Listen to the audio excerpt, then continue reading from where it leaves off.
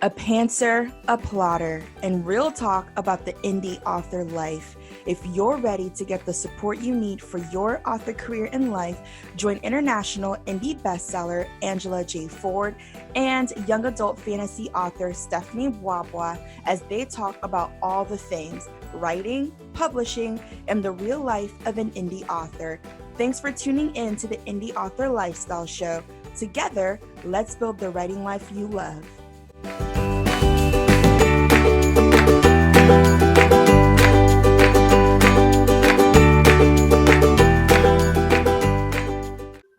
Welcome to another episode of the Indie Author Lifestyle Show. This is episode 33, and we have an amazing guest who is also a children's author and will share about her writing process and the passion behind it.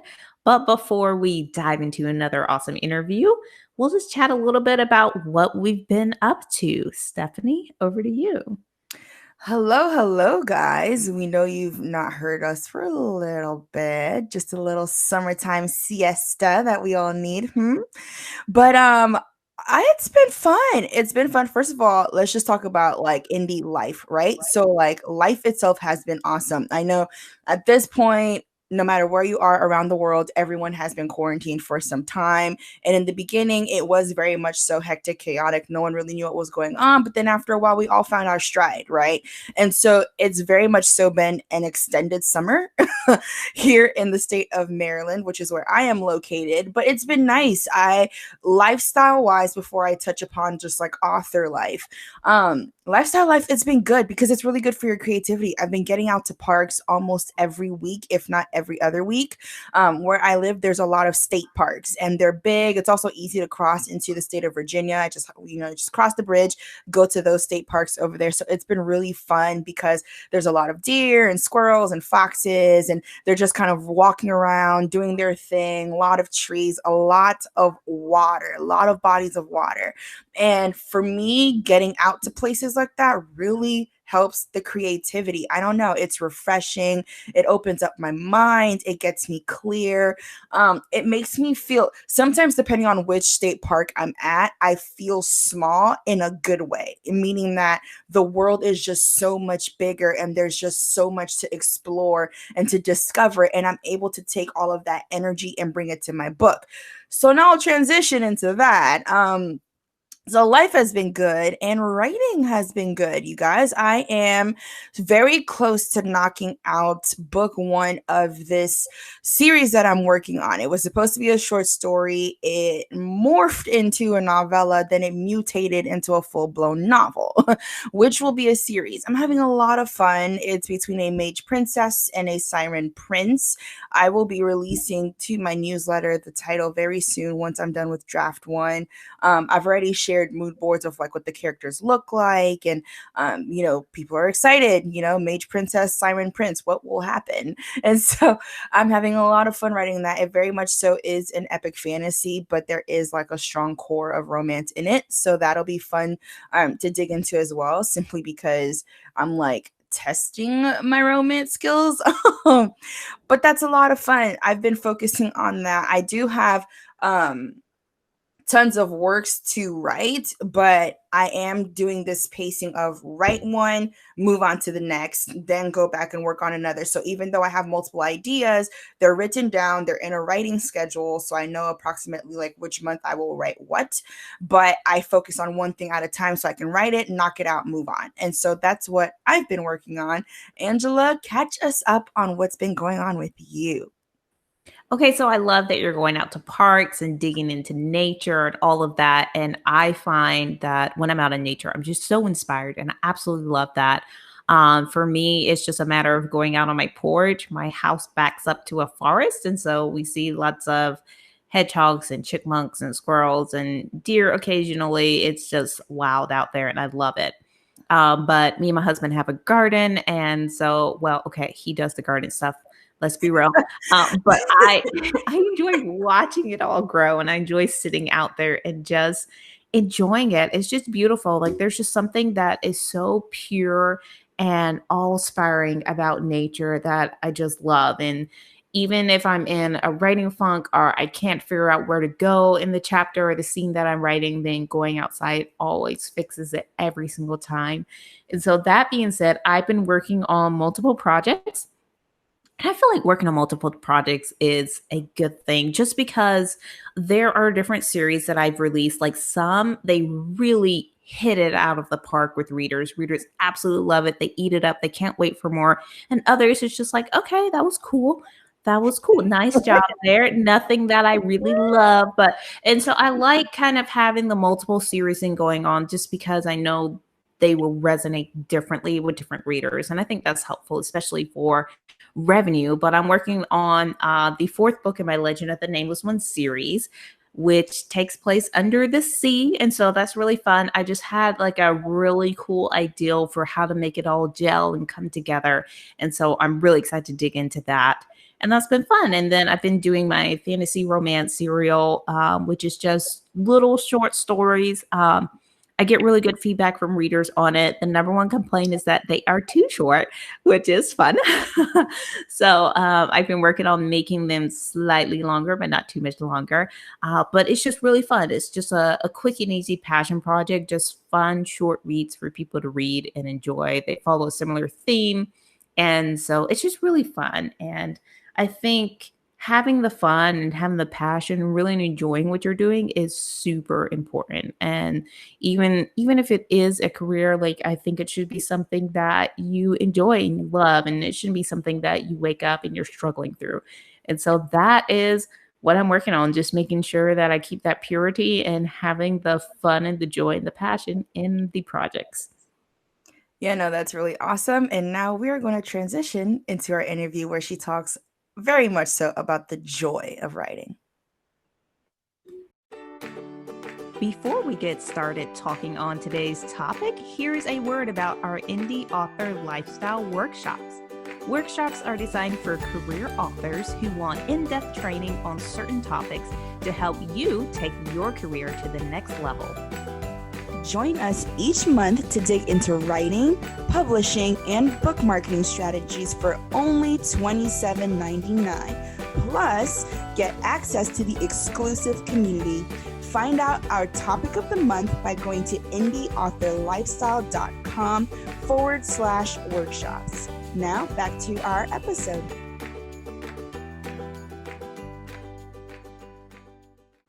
Welcome to the Indie Author Lifestyle Show. We are back with another fantastic episode.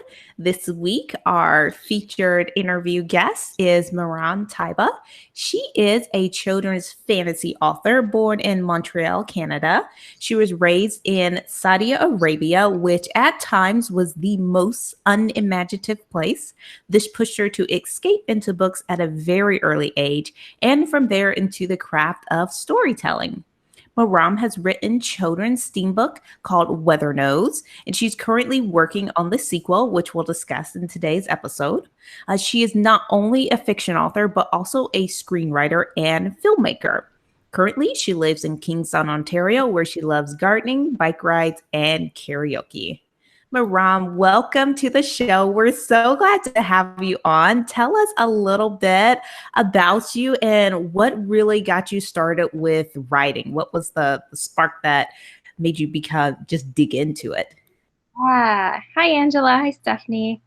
Well, a lot of things actually got me to start writing, but I would definitely start by crediting my mother, giving her the credit for um, just that one trip in Los Angeles where she took me to the bookstore to set me on a course of reading. And it was the most fantastic thing. Like I was so eager for it because I love stories. And I read my first abridged classic novel was Oliver Twist. And so reading became a big part of my life. But the moment the light bulb really came on for me was when I had a really great English teacher in 6th grade. And she was an awe-inspiring person. Like, she could create so much joy in the classroom, but also a lot of intimidation. Because she had this really big, like, firm personality. You just wanted to please her.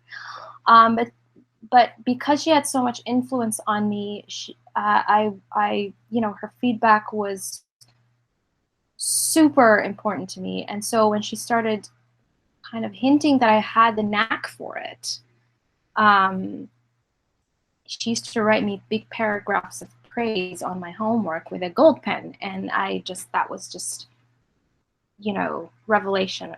It was a revelation for me. And I realized that that's what I want to do. No, that's really cool. I think it's awesome that you had a teacher point that out just because I know for me that's also part of my journey. Not necessarily that what got me going, but that is part of the journey was like a teacher said, wow, like you love to read, you love to write. There might be something here you shouldn't like give up on it. So I think that's really cool. And just to piggyback on Angela's question about, what got you into writing, what got you into being an indie author specifically? Like what got you into wanting to self-publish and put your stories out there? Hmm. Um, Really, quite frankly, like if I were to answer this question in very simple terms, I would say that it was the word count. Because Weather Knows and the book that I wrote, the couple books that I wrote before that, um, did not hit the novel word count in traditional publishing. So I wasn't able to reach out to publishing houses at the time. And so I was like, okay, well, let's see how this does online. And I threw it out there.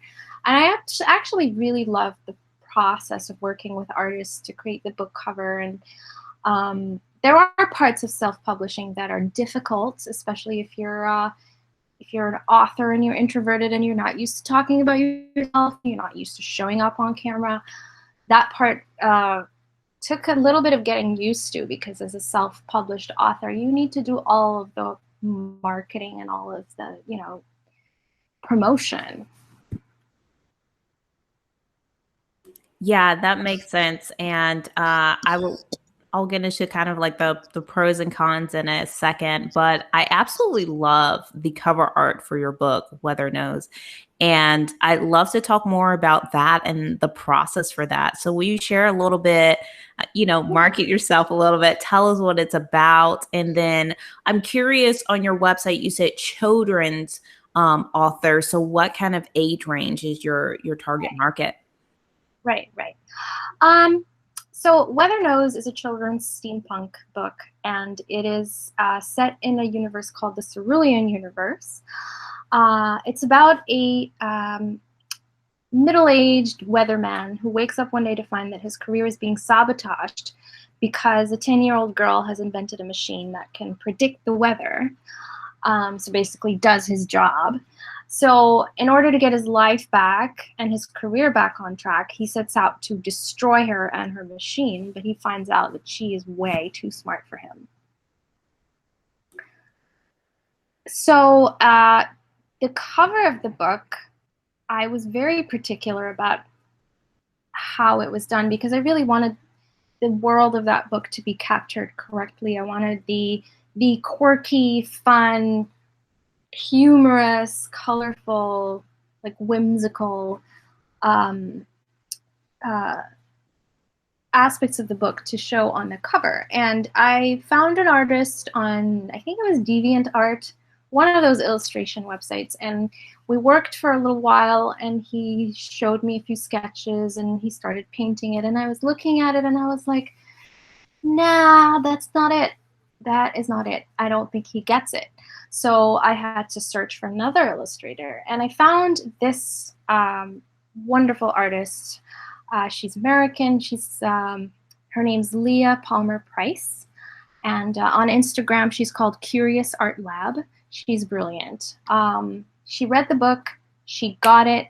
Like immediately, her process, even before the finished product, indicated to me that she knows what she's doing. Like she gets it. That is wonderful. And sorry, Stephanie, I'll let you go ahead. I was just thinking about that whole process of like finding someone that really captures your vision. It can be really difficult. And sometimes it just takes a little bit more time, and sometimes it's just easy. But then like you have that gut feeling and that knowing that this is the right person for my art. They could really capture the vision and make it come true. Absolutely. Yeah. Yeah, no, that's a really good point. And I was going to touch on that because I know I can be the same way. I'm very particular about my art covers, which Angela will tell you about. Sometimes probably too particular. But I'm very specific because I know that what's on the cover has to tie into what is in the story, just because I also understand just the importance of the cover. And there are certain meanings that I want readers to get right away. And then when they read, it's like, oh, okay, this is what the story is about. So I think it's really cool that you basically shared just the good and the bad, right? Like the pros and the cons. One artist can get it and they'll Mhm. go through sketches and you're like, oh, I love this. But another, it may not work out so well. And so for listeners, that's a good point to recognize, like, hey, it's not all the time. It'll be like a one-stop shop. You find someone, they got it and it's done. It's like you may have to work even for the cover aspect, not just the story, to get that across. You know what I mean? And you have to be prepared to spend money because you could get an artist, pay them for at least a portion of the work, and then you don't like it, you have to find another artist and pay them as well. And then like the whole process of promotion, you have to have a budget for it. So let's talk a little bit about that. I'm glad that you like went into that. So when it came to getting ready to put Weather Nose out there and like making sure that it gets to the right readers and all of these things, what was your process as far as like your budgeting and just like getting ready, pre-launch, during launch, and post-launch? What was your process? Yeah, at first I was like, okay, I'm going to do this, with a zero budget. I did a what's it called, a pre-launch, pre-order thing where I announced the book on my social media and asked people to pre-order the book before it became available. I made it available on my birthday, August 21st, and and then after that, I tried all of the ways and channels of, getting people to put eyeballs on the book. I talked to people I knew. I did all my social media, channels. I emailed my newsletter. But then I realized that you can't do this really without spending money. You're going to have to spend money on promotions. Eventually, if you're ready, you might have to hire people to help you.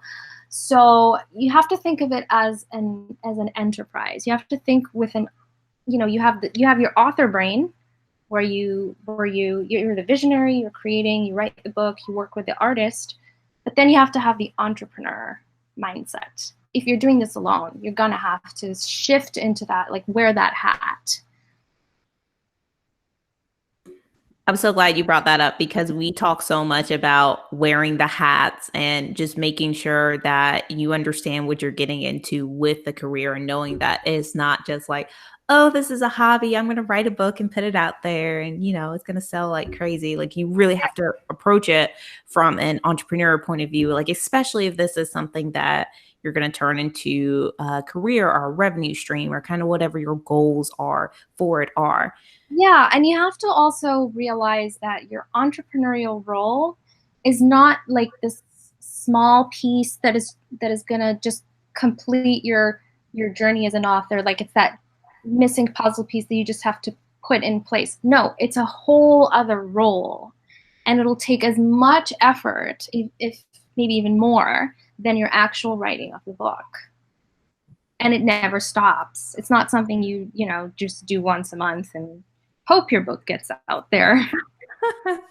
Yeah, that is so true. That is one of the things that I noticed when I first started working with other authors and with books. There were some that would just really just only focus on the big release day, and that was it. And then they would stop, and I'd be like, well, of course your sales stop. What are you doing to promote it? Nothing. Oh, okay. Well, then nothing's happening. And especially in today's landscape, it's just you really have to make sure that you understand and like this is my strategy, these are the marketing efforts that I'm going to do, this is what I'm going to do every single month to make sure that my book is visible and people know that it's available. And in order to you have to have an author platform online, and I'm working on building mine. And you have to, and there's another hat, which is the entertainer. you have to be available to, communicate with people, connect with people, and get them excited about your work and talk about your work and appear in front of a camera. Have conversations with people in DMs if you're on Instagram. I have a Facebook group that I recently refurbished, and it's called Fantasy and Steampunk by Maram Tiabah, and it's where I created this container where people come in who love fantasy and who want to be a part of a tribe that is talking about fantasy all day. So that's the place where I go and communicate with people and really hear their thoughts and ask them questions, and it's really a lot of fun. Yeah, it sounds like it. So it sounds like you're digging into that entrepreneur mindset and you're actually enjoying it a little bit too, which is It took great. a while.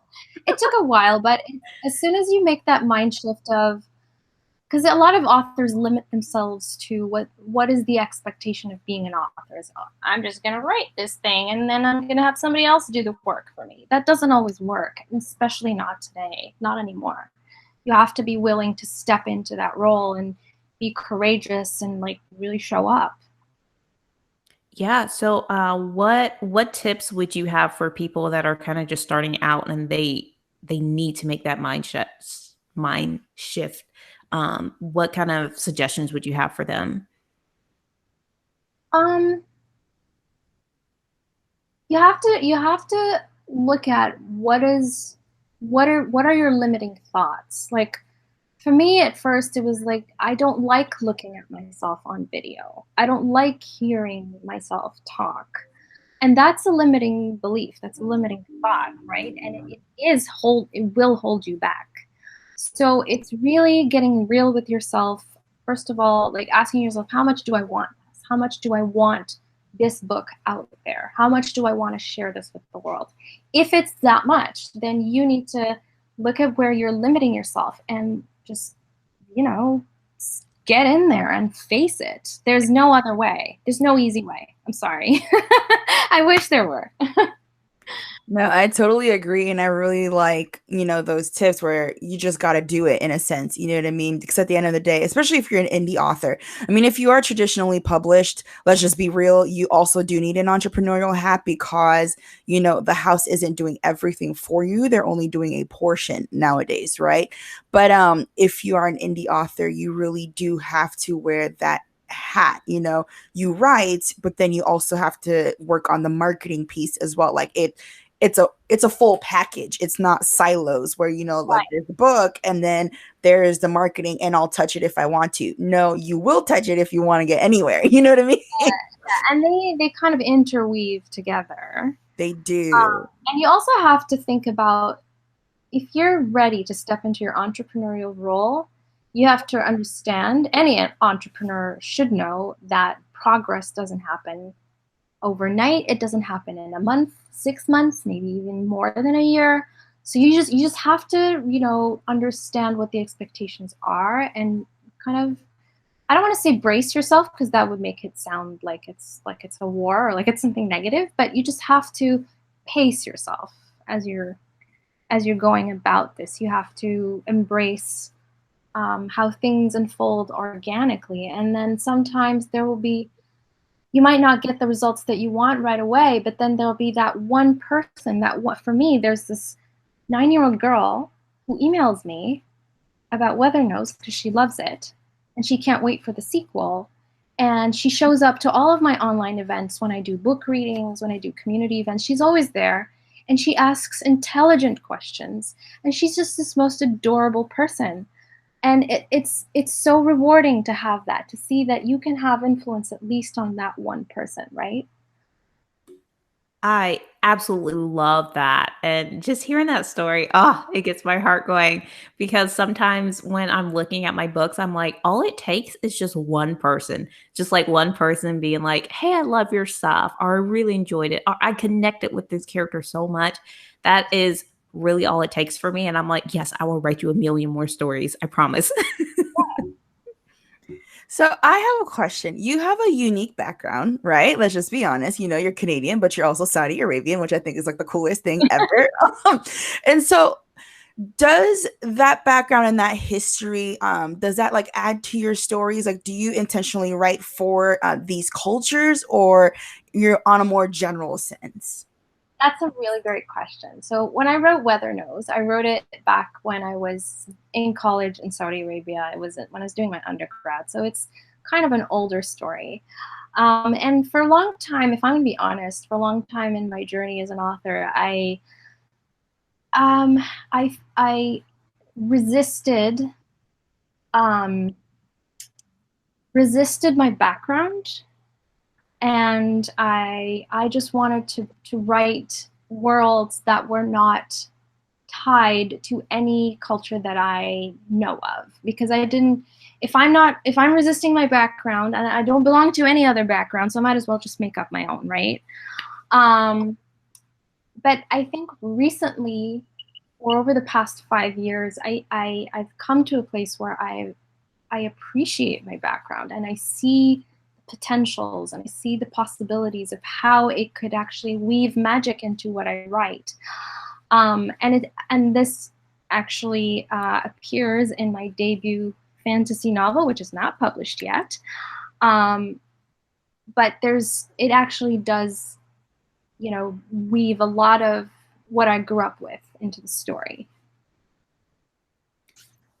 So I think that's awesome. And I wonder, so like what are some, because you said you resisted it, and I think that's fascinating because I also have varying backgrounds.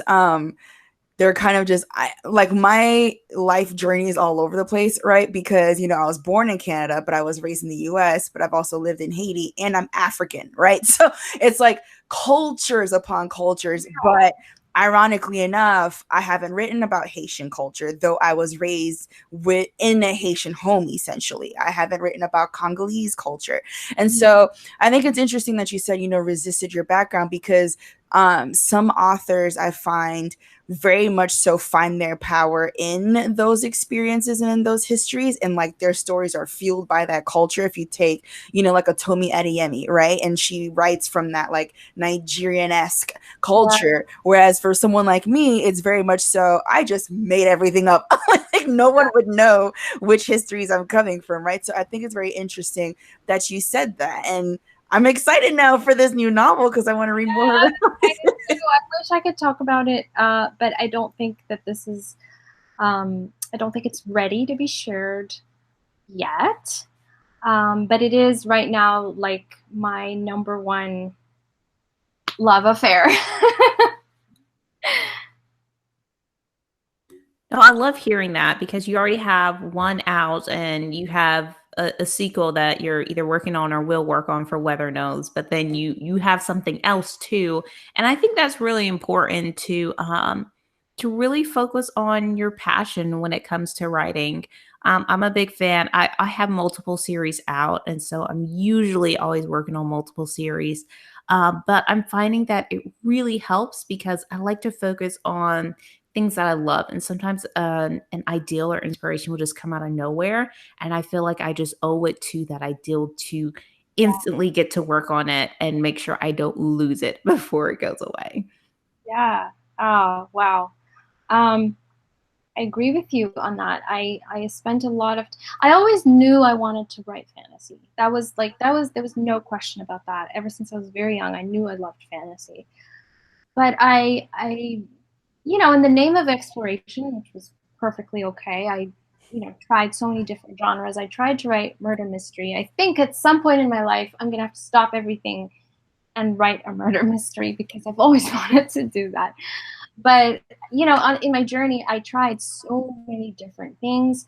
I'm a screenwriter as well, and when you're a screenwriter, you get to write, a variety of genres.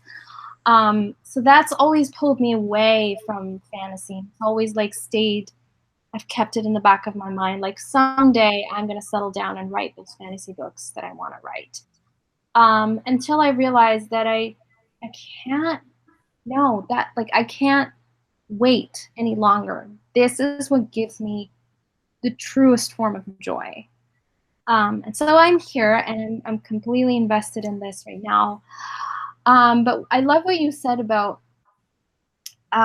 when you have an idea and you don't want to lose it and you just want to get to work on it right away. I immediately remembered that part in Elizabeth Gilbert's book, Big Magic. Have you ladies uh, read her book? So she was talking about. I've heard of it. I have not dug into it yet. Yeah, she's I've talked. read some of it, but I know she like went hardcore on that ideal too. And I was like, I love that. I know exactly what she's talking Yeah, about. That really inspired yeah, me. she talked about how when you don't um, adopt the idea when it comes to you, if you don't adopt it soon enough, it will fly off to someone else, and they will pick it up, and you will see it. You know, she talked about how this happened to her. She had this like crazy novel idea about a woman in a jungle or something like that. And then she kept putting it off. She couldn't really work on it. And then I don't know, after a certain time later, she meets with an author friend of hers, and her author friend tells her what she's working on right now, which is the exact same idea that Elizabeth Gilbert had for her book. And that's where that's where she got this idea. Like, you have to capture it when it comes. You have to adopt it. You have to be its host. Otherwise, it will fly off to someone else. I think that's so true though, because I've definitely seen that where I've had like different ideals and I didn't act upon them. And then I can go to Amazon and I can see, ooh, like this person also had something that's very similar, only they acted upon it and their book is out. Whereas mine is just in my head. But then, you could always think about it this way: is the person who's meant to host the idea will actually be the one who writes it, right? Because you could go down a rabbit hole just, berating yourself for all the ideas you never adopted. Oh yeah. For sure. And I have a question as far as like craft wise, just because that's my jam. I mean, don't get me wrong. I mean, making money off the books is a cool thing too, but the actual process of it. So when it comes to like your characters, and you were talking about how you have this middle-aged man, his career is on the line, and then this kid comes and like, show stops him. First of all, I'm a very visual thinker, and so I can see that, and like it's hilarious to me. So when it comes to crafting your characters, like what is your process as far as like character development and bringing them to life? I don't. A lot of character development comes from observation, from you observing other people and all the conversations that you hear, from you just observing life. Do you do that consciously? Sometimes yes, but most of the time, no. I mean, if you're an author, maybe you're prone to observing things more than other people. But then when you sit down and you're writing, I think without you kind of guiding it or controlling it, all of that knowledge that you've gathered about people and life just kind of channels itself naturally into your character if your character, um, if it's a strong character. Because sometimes you'll have an idea about a character, but then it's a bit hazy.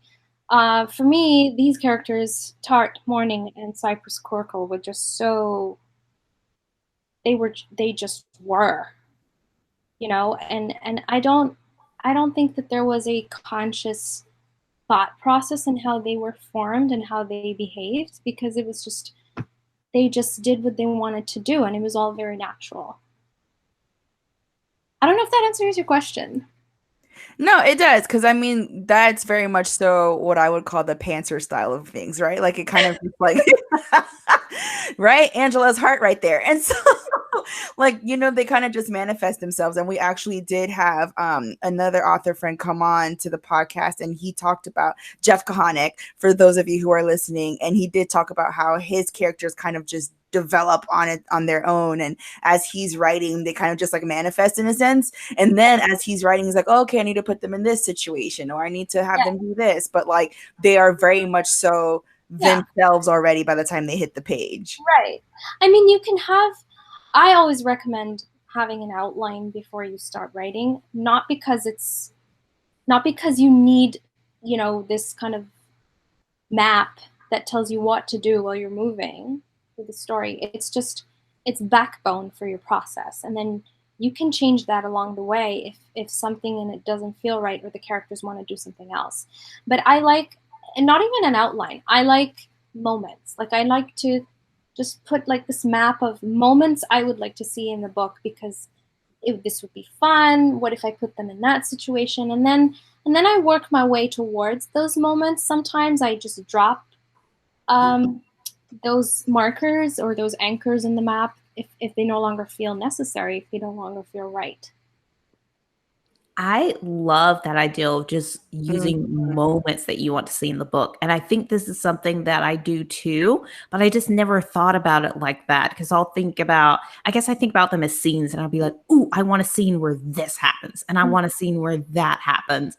And then as I keep writing, then everything kind of connects together. Right. But it's a very much of a, I like the idea of having all that, because my writing is it's more of a discovery. It's like going on an adventure. And I think that's why I like it so much, is that I'll have an idea in my head and then it'll change as I write, and then it'll come out and it'll be this something that I didn't intend, but is better than what I intended. And it's beautiful. And I like it that way. And it just makes it so much more fun when it's that whole discovery, instead of breaking it down into technicalities.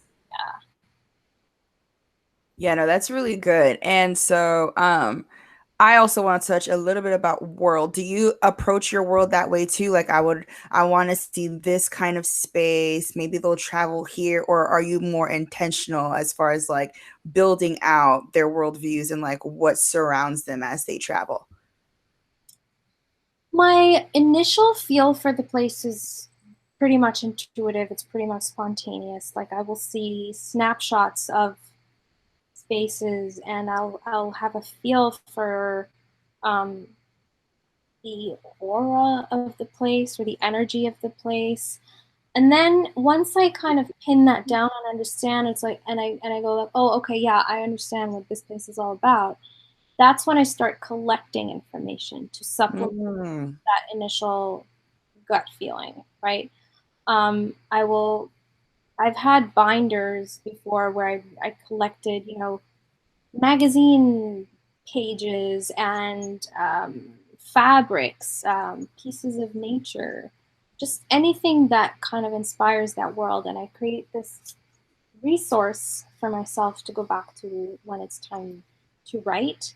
I don't like, I don't know, some authors do that, but for me, I don't really enjoy the idea of like, okay, right, let's write down the rules of this world, or like what are the laws and what are the social norms. I don't like the recording that stuff. I feel like it has to come through the scenes. But you obviously have to be aware, like you have to have it somewhere in there. I think that is fascinating that you said you collect things that really pertain to your world. Because now I'm thinking to myself, huh, let me slide on through Joanne's fabrics and feel some silks of what they would be wearing. Because that's so different. Like, I don't think I've ever heard that where, like someone collects, like, it's almost as if like you're collecting pieces of the world that you're about to bring to life. And I think that is just And fascinating. I used to collect also, like I would cast the characters using Hollywood actors, if there are any that really kind of align with the character. And then sometimes I'll take that image into Photoshop and I'll Photoshop them to look more like the character. Like I put on the hat and the makeup, and then I'll put that on a vision board. I don't know if that's creepy, but that's what I do. No, I like it. It's really cool because it's bringing your world to life not only with words but also with visuals, which is I love like kind of character art and just like seeing the visuals of a world, which I think is why I love movies so much too, because then you see it come to life and it's beautiful. But also it helps because when it comes down to a book, like you really have that front cover, front and center, and then whatever else that you can add in, and hopefully the words can like capture everything that you want your readers to experience. So that's beautiful. Yeah. And you have the filmmaking too, which was that something you thought about when before you went into filmmaking, kind of combining the two passions, like just reading and the visuals together? Well, I've had many creative detours in my journey. So I did graphic design for my undergrad, and then I graduated, and I realized that I didn't want to work for advertising companies and make logos for people. So I decided to. I wanted to turn back towards storytelling, which is what I always knew I wanted to do. But I wanted to do it in a way that was kind of marketable, or that has some kind of career, you know. And I'm also, because I'm a visual person, so I thought visuals plus writing equals film. That makes perfect sense. Um, and I did enjoy my journey as a filmmaker, my journey in film school, which was pretty intense, but also quite enlightening. Um, so I really enjoyed that, but I forgot what your question was. Oh, if it was intentional to pursue like a career of writing and also filmmaking. Yeah, it was intentional because I really saw myself um, in film, and I did make a couple of short films. And I don't know, I might make another film in the future, and I'm still a screenwriter. So I do enjoy that world. I have disengaged a little bit recently because I really wanted to focus on writing. That's really cool. And would you ever turn your books into films? Do you think that that would ever be a thing? I mean, I would hope so. I wouldn't be the one. I don't think I would be the one to film them, but I would love to see my books on film. Yeah, sure. Yeah, that is a dream. I think that secretly every author is like, please, please, please, someone pick up my book and turn it into a film or something. Yeah. Because it's just amazing to see it come to life. Well, Maram, this is awesome. And we've loved having you on and just hearing about your journey and the work that you're doing. And I love your confidence in your work and what you do that really shines through, and just your passion for it too, which is fantastic.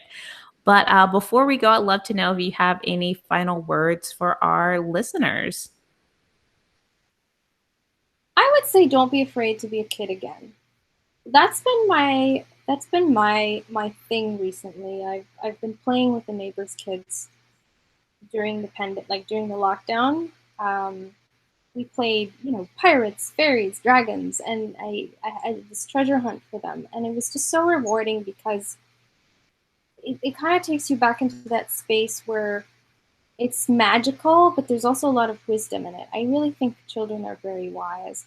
And I think it's important for the creative process, especially to connect with your inner child and just to be a kid again.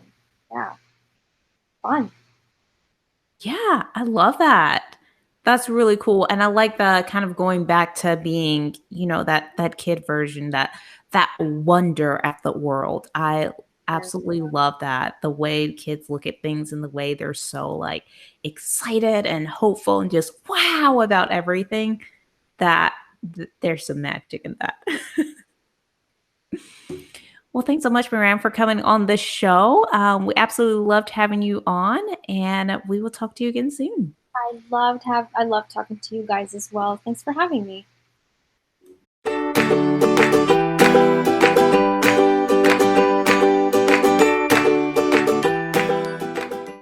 Thank you for tuning in to this week's episode of the Indie Author Lifestyle Show.